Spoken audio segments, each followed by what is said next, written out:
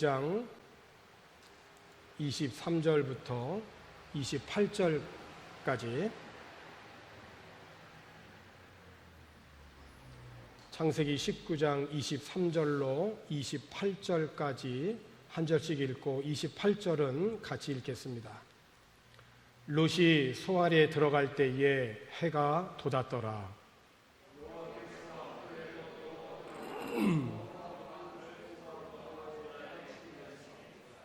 그 성들과 온 들과 성에 거주하는 모든 백성과 땅에 난 것을 다 엎어 멸하셨더라.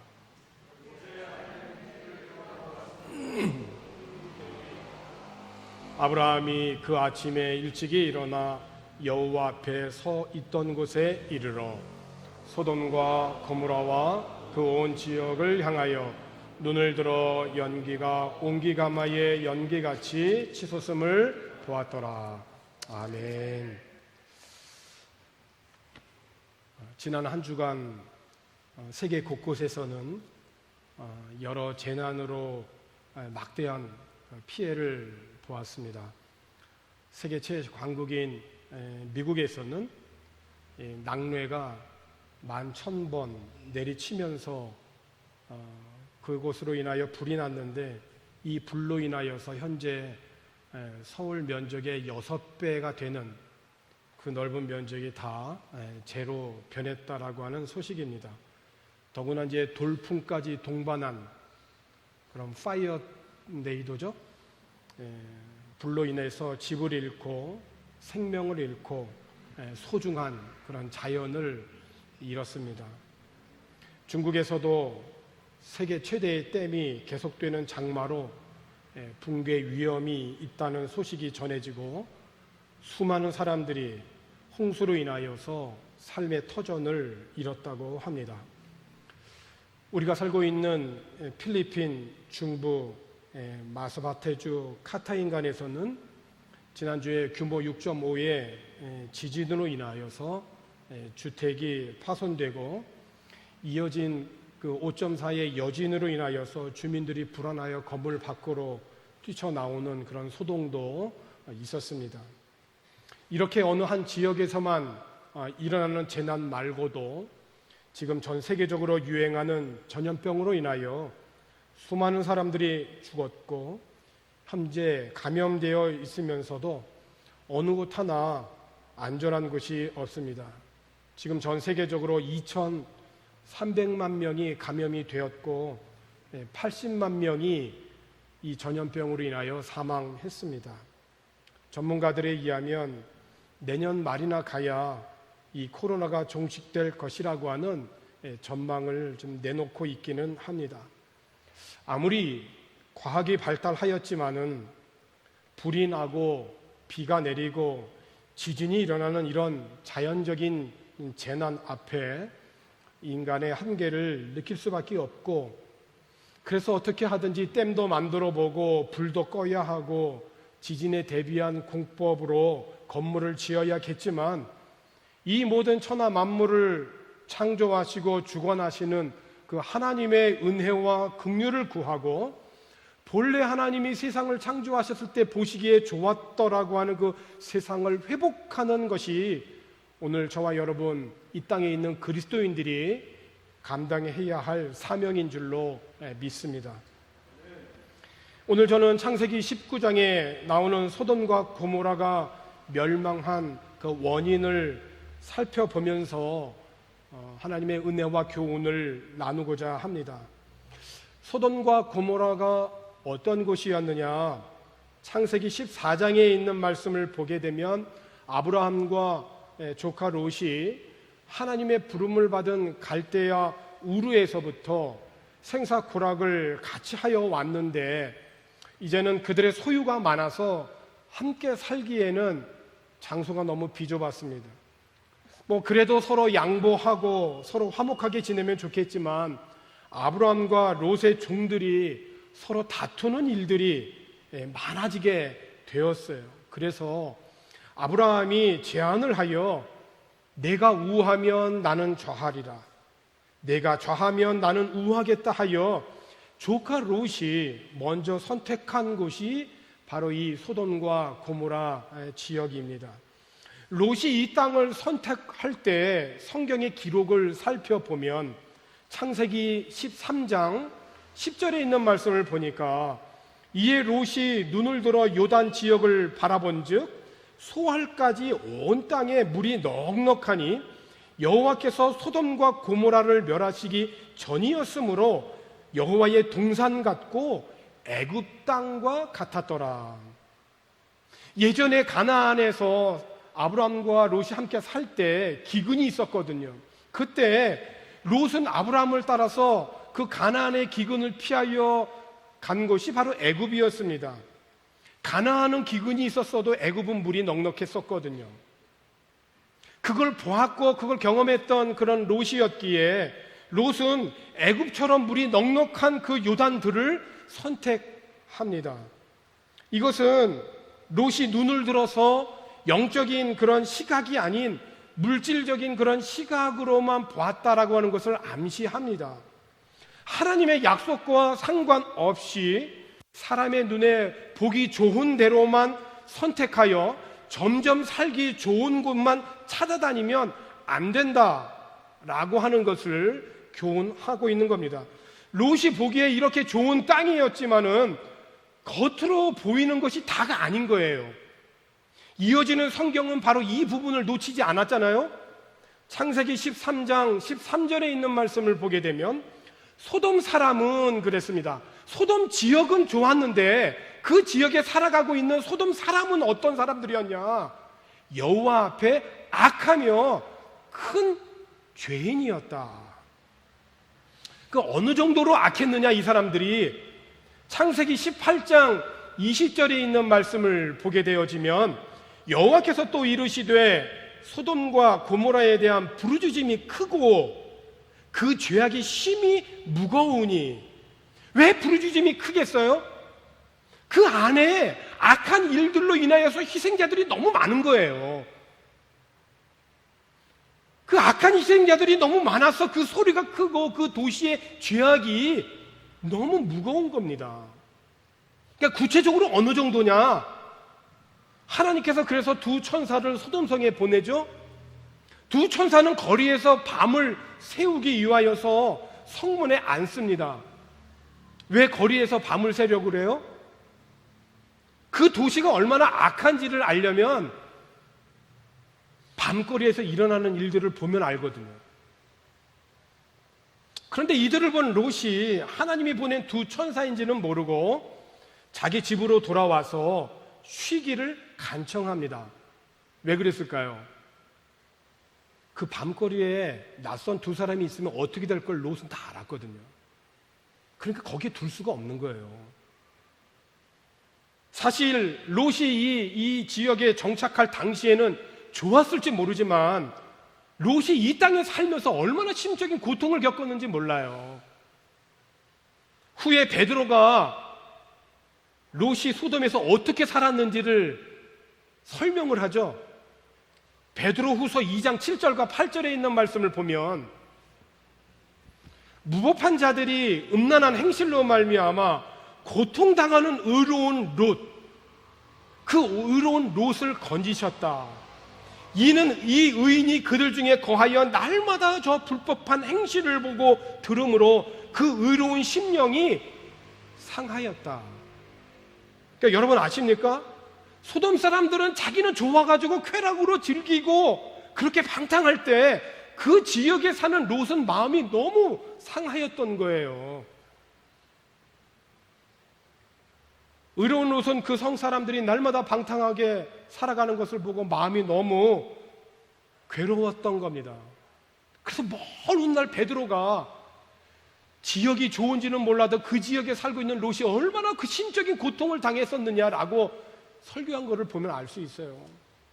그 이 무질서한 소돔의 밤에 거리에 있다라고 하는 것이 위험한 것임을 잘 알고 있는 이 롯은 두 사람을 자기 집으로 간청하여 드리고 그리고 저녁까지 따뜻하게 대접을 하죠. 그런데 이들이 잠자리에 들기 전에 소돔의 이 남자들이 젊은이나 노인이나 할 것 없이 사방에서 몰려와서 이 롯의 집을 에워쌉니다. 그리고 롯에게 고함을 지르는 거예요. 뭐라고 그랬느냐? 오늘 밤 당신 집에 머물려고 온 그 사람들이 어디 있냐는 거예요. 그들을 데리고 나오라는 거죠. 우리가 그들과 재미 좀 보아야 되겠다는 거예요. 창세기 19장 5절에 있는 말씀을 보면 롯을 부르고 그에게 이르되 오늘 밤에 내게 온 사람들이 어디 있느냐 이끌어내라. 우리가 그들을 상관하리라. 여러분, 여기 이 상관하리라고 하는 이 말은 영어 성경 NIV에 보면 이렇게 되어 있어요. Bring them out to us so that we can have sex with them. 그러니까 그들을 우리에게 끌어내려라. 우리가 그들을 욕보여야 하겠다. 그런 말이에요. 문제는 낯선 두 사람이 분명 남자들이었고 롯의 집을 찾아가서 고함을 지르고 두 사람을 이끌어내라고 소리치던 그런 사람들 역시 남자들이었습니다. 다시 말하면 동성 간에 집단 성폭행을 하겠다는 거예요. 대놓고. 그래서 롯이 나가서 뭐라 그러죠? 이런 악을 행하지 말라. 여러분, 이 말이 그 지역에서 전해지는 것만 해도 그 지역은 그래도 가능성이 있는 거예요. 이런 악이 아주 난무할 때 이런 악을 행하지 말라고 그렇게 전하는 사람이 있는 것 자체가 그 땅은 기회인 거예요. 소돔은 아직 기회가 있는 겁니다. 이런 악을 행하지 말라고 소리치는 사람이 있는 그 도시, 그 공동체에는 그래도 회복할 기회가 있는 거예요.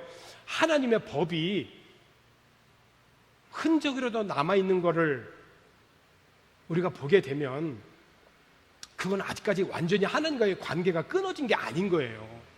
그래서 가능성이 있는 거예요. 그때 롯이 이 소돔 사람들에게 이런 악을 행하지 말라라고 하는 건 분명히 의미 있는 일인 겁니다. 롯의 집을 에워싸고 두 사람을 끌어내리라고 고함을 친 그 남자들, 창세기 19장 4절에 있는 말씀을 보게 되면 그들이 눕기 전에 그 성 사람 곧 소돔 백성들이 노소를 막론하고 원근에서 다 모여 그 집을 에워쌌다고 그랬죠. 그러니까 롯의 근처에서 사는 옆집의 사람들만 이 롯의 집을 지금 에워싼 게 아니라는 거예요. 낯선 두 남자가 왔다는 이 소식이 그 지역에 확 퍼진 거죠. 그러니까 원근 각처 가까운 곳에서 먼 곳에서 젊은이나 노인이나 할 것 없이 다 모인 겁니다. 거기에. 그래서 롯은 아버지로서는 해서는 그런 안 되는 일, 아직은 남자를 가까이 하지 아니하는 자신의 두 딸을 내어놓아요. 사실은 이것도 있을 수 없는 일이죠. 그러나 동성 간의 집단 성폭행은 정말 막아야 되겠다는 어떤 롯의 간절한 그런 행동이었는지도 모르겠어요. 그러나 소돔성의 남자들은 자기의 두 딸을 내어놓겠다고 해도 그 두 딸을 치우면서 큰 소리로 그렇게 말하잖아요. 저리 비키라고. 어디서 굴러 들어와가지고 우리를 가르치려고 그러느냐고. 저들보다 너가 먼저 손을 좀 봐야 되겠다라고 큰 소리를 치죠. 이러한 급박한 상황에서 하나님이 보내신 그 두 천사는 롯의 집에 몰려든 그런 사람들의 눈을 어둡게 합니다. 그래서 위기를 넘기게 되죠. 그렇죠. 소돔성의 사람들은 모두가 눈이 먼 하나님의 원수들로 상징된 사람들이에요. 그들은 보는 것이 무엇인지 지금 알지를 못하고 자신들의 삶 속에서 지금 나타나고 있는 하나님의 손길도 깨닫지를 못하고 있는 겁니다. 그리고 날이 밝으면서 하나님은 소돔과 고모라를 심판하시죠. 오늘 본문의 말씀, 우리가 함께 읽은 말씀 아니에요? 24절에 여호와께서 하늘 곧 여호와께로부터 유황과 불을 소돔과 고모라에 비같이 내리셨다.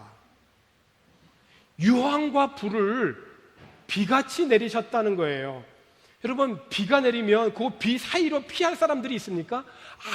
아무리 슬림한 사람이라도 비 사이를 피할 수는 없어요. 그래도 내리는 비는 마저도 죽지는 않죠. 그런데 그렇게 비같이 무엇이 내렸냐면 유황과 불이 비같이 내렸다는 거예요. 그래서 25절에 있는 말씀을 보게 되어지면 그 성들과 그 온 들과 성에 거주하는 모든 백성과 땅에 난 것을 다 엎어 멸하셨다 그랬어요. 다 엎어 멸하셨다. 여러분, 롯이 이 땅을 선택하고 정착하려고 할 때 그 온 들판에 물이 넉넉하여 너무 살기 좋은 그러한 땅이었었잖아요. 하지만 여러분, 이런 땅이라 할지라도 그 땅에 살고 있는 사람들의 죄가 너무나 극에 달하게 되어지면 언젠가는 그 좋아 보이는 것도 다 연기같이 사라진다는 거예요. 그게 성경이 우리에게 주는 교훈이에요.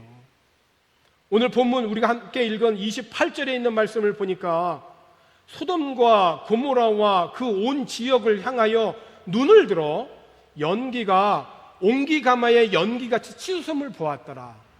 누가 보았냐면 아브라함이 본 겁니다. 멀리서 보니까 소돔과 고모라 지역이 연기가 오르는 걸 본 거예요.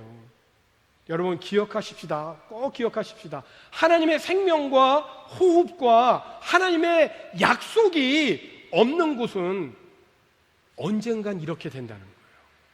연기같이 다 사라지고 말 뿐이라는 거예요.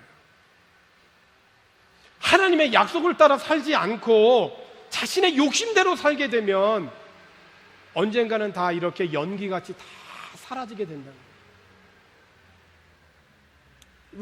읽지는 않았지만 여러분 잘 아시는 대로 이 롯이 나중에 어디서 삽니까? 동굴에서 살아요. 안타까운 것은 롯은 의인이라고 하였지만 롯이 이 죄악이 극에 달한 소돔이라고 하는 이 죄단 환경에서 떠나지 못했죠. 2딸 이미 소돔성 사람들과 정혼시켰죠. 결혼을 약속했죠.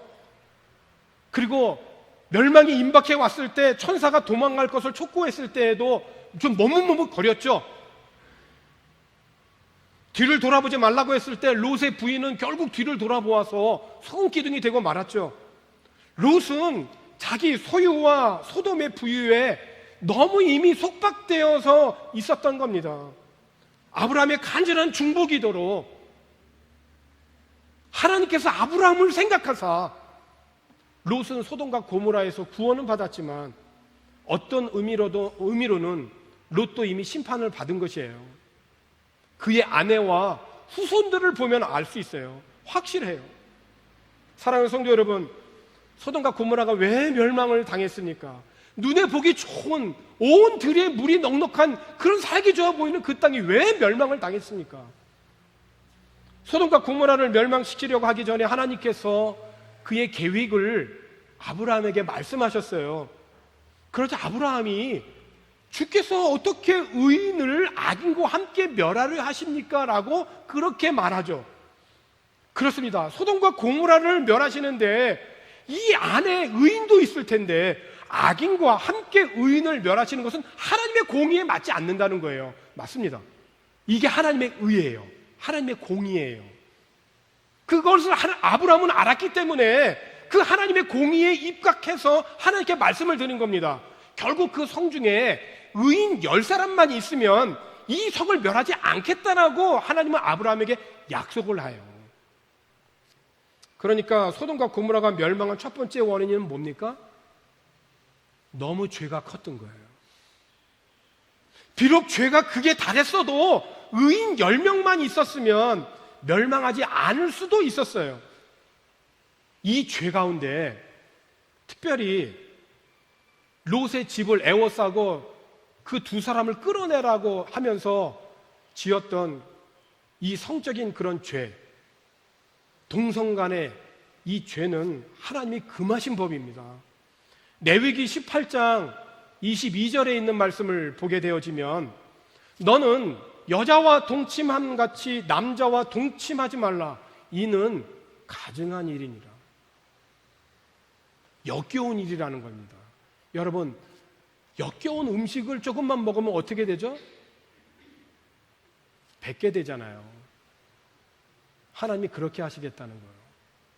로마서 1장 27절에 있는 말씀에도 그와 같이 남자들도 순리대로 여자 쓰기를 버리고 서로 향하여 음욕이 부릴 듯하며 남자가 남자와 더불어 부끄러운 일을 행하여 그렇게 되면 어떻게 됩니까? 그들의 그릇됨에 상당한 보응을 그들 자신이 받았느니라. 이 동성간의 행위에서 오는 이 질병이 뭡니까? 쉽게 얘기하면 에이즈잖아요. 에이즈의 95%는 동성간에서 오는 그런 성행위에서 오는 질병입니다. 그래서 성경은 일찌감치 경고한 겁니다. 그들의 그릇 때문에 상당한 보응을 받을 거라고. 그런데 소돔성 사람들은 이런 가증한 일을 드러내놓고 도시 전체가 한 겁니다. 그래서 남색자라고 하는 그러한 영어 단어가 소돔 사람들을 가리키는 소도마이트라고 하는 사실 하나만 보아도 당시 소돔인들이 동성애로 인한 성적인 그런 타락이 얼마나 심각했는가를 우리가 짐작할 수 있어요. 사랑하는 성도 여러분, 소돔 사람들의 이 사악한 성범죄인 이 동성애는 하나님의 창조 질서와 결혼 원리에 위배되는 겁니다. 이 하나님의 순리를 사람들이 자기 욕심으로 영리로 바꾸어 버린 거예요. 하나님이 세우신 이 가정과 평화로운 사회를 무너뜨리게 하는 것으로 하나님이 심히 가증히 여기시는 거라는 거예요. 그런데 최근 한국에서는 동성애를 합법화하라고 하는 내용이 포함된 이 포괄적 차별금지법이 이번 국회에서 발의하여 통과시키려고 합니다. 겉으로는 차별금지법이라고 하여서 그럴듯하지만 실제로는 동성애를 합법화하려고 하는 그런 의도가 들어있는 악법이고 독소 조항인 겁니다. 이것은 그리스도인들이 기독 정치인들과 지혜를 모아서 반드시 막아내고 통과되지 못하도록 해야 합니다. 그래서 하나님의 공의와 순리, 정의를 실현하고 가정과 사회, 나아가 교회를 지켜야 하는 것이에요. 그래서 요즘 매주 토요일 오후에 이 포괄적 차별금지법을 발의한 정의당사 앞에서 허가를 받고 뜻 있는 그리스도인들이 모여서 금식하며 기도하고 비가 내려도 그 비를 맞으면서 눈물로 기도회를 지금 하고 있는 겁니다. 우리는 참여하지 못한다 할지라도 마음으로 함께 동참하고 참여해야 할 것이에요. 미국의 오바마가 대통령으로 재직할 때 우간다의 무세베니 대통령이 동성애 반대법을 통과시키려고 하자 오바마 대통령이 이렇게 협박하죠.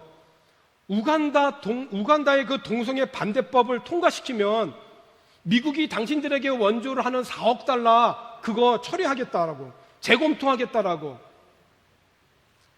4억 달러면 우리나라 돈으로 약 한 5천억 원 정도가 조금 안 되는 돈입니다.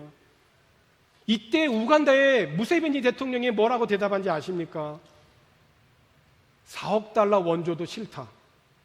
우간다 국민들을 살리는 길은 미국의 원조가 아니라 하나님의 말씀대로 사는 것이다. 영국의 한 그리스도인 변호사가 한국을 수차례 방문하면서 간절히 호소하는 내용입니다. 우리는 동성애를 포함한 차별금지법을 막지 못했습니다. 소수의 사람들이 만드는 법이 뭐 그리 사회에 큰 영향을 미치겠어. 너무 안일하게 대응했다는 거예요. 그런데 이 법이 통과되면서 구체적으로 디테일한 모든 법들이 다 바뀌는 거예요. 학교의 모든 교육에 이르기까지. 결국은 교회도 무너지고 복음에 막대한 장애가 생긴 거죠. 이제 대한민국만이라도 이 법이 통과되지 않도록 막아달라고 영국의 한 그리스도인 변호사가 한국을 수차례 방문하면서 계속해서 간절히 호소하는 내용이에요. 사랑하는 성도 여러분, 소돔과 고모라의 멸망 원인은 동성애를 비롯하여 하나님의 보시기에 가증한 죄 때문이었어요. 죄악이 극에 달하게 되면 하나님은 그 하나님의 공의에 입각하여 심판하시는 거예요. 다시 말하면 소돔과 고모라의 죄 때문에 소돔과 고모라가 멸망을 당하였지만 근본적으로 소돔과 고모라가 멸망을 당할 수밖에 없는 것은 하나님의 의로우심이라는 거예요. 하나님께서는 더 이상 자기와 관계가 없는 것들을 무엇이나 다 멸하시게 되어 있어요. 반대로 자기를 계속 믿는 자들은 보호하시는 겁니다. 소돔과 고모라가 유황과 불로 심판당하였을 때 우리가 오늘 읽은 27절과 28절 말씀에서 아브라함이 그 아침에 일찍이 일어나 여호와 앞에 서 있던 곳에 이르러 소돔과 고모라와 그 온 지역을 향하여 눈을 들어 연기가 옹기 가마의 연기같이 치솟음을 보았더라. 그 연기가 보았다는 것은 뭐예요? 아, 소돔과 고모라가 지금 멸망을 했구나. 하나님의 심판을 당했구나. 아브라함은 속으로 무슨 생각을 했을까요? 의인 10명이 없는 거죠. 나아가서 하나님의 의로우심 앞에 아브라함은 하나님을 예배하지 않을 수가 없었던 거예요. 그 연기를 보면서 아브라함은 하나님을 원망하지는 않습니다. 오히려 하나님 앞에 엎드려 그 의로우심을 경배하였을 것이에요. 사랑하는 성도 여러분, 사도 바울이 로마서 12장에서 그리스도인들은 이렇게 살아야 된다라고 그렇게 말씀합니다. 이번 주보에 나가는 매일 경건회를 통하여서 로마서를 묵상하신 분들은 다 아실 겁니다. 사도 바울은 권면합니다. 매일의 삶, 일상적인 너희들의 삶, 먹고 마시고 놀고 일하고 이 모든 삶은 하나님께 헌물로 드려라. 우리들이 살고 피할 수 없는 이 문화에 너무 순응하여서 아무 생각 없이 동화되어 버리는 일이 없도록 하고 대신에 하나님께 너의 시선을 고정해라. 그러니까 하나님의 자비를 경험한 자들은 날마다 자신의 몸을 하나님께 드리는 영적 예배의 삶을 살아가게 되는 것입니다. 오늘 저와 여러분 자신의 삶을 한번 돌아보십시다. 하나님의 자비하심을 얼마나 깊이 내가 삶 속에서 경험하고 그 자비하심에 내 삶을 통하여서 어떻게 나타나고 있는지, 언제나 하나님이 베풀어 주신 은혜를 한시라도 우리가 잊지 않고 우리들이 있는 일상의 모든 삶, 모든 영역이 하나님이 기뻐하시는, 하나님께 드릴 수 있는 그런 귀한 헌물이 되는 삶의 예배자가 되어지기를 주님의 이름으로 축원합니다. 기도하십시다. 주님, 우리가 살고 있는 이 세상은 온갖 재난으로 심한 고통을 겪고 있습니다. 특별히 전 세계적으로 유행하는 전염병으로 어느 한 곳 안전한 곳이 없이 이곳 바교에도 벌써 5개월 이상 지역이 봉쇄되어 살아가고 있습니다. 그래서 삶의 여유를 잃어버리고 이곳을 떠나며 지쳐가는 영혼들이 너무 많이 있습니다. 언제까지 하나님의 노하심이 계속될지 저희는 오직 하나님의 긍휼과 은혜만을 바라봅니다. 주님 긍휼히 여겨주시고 불쌍히 여겨 주옵소서.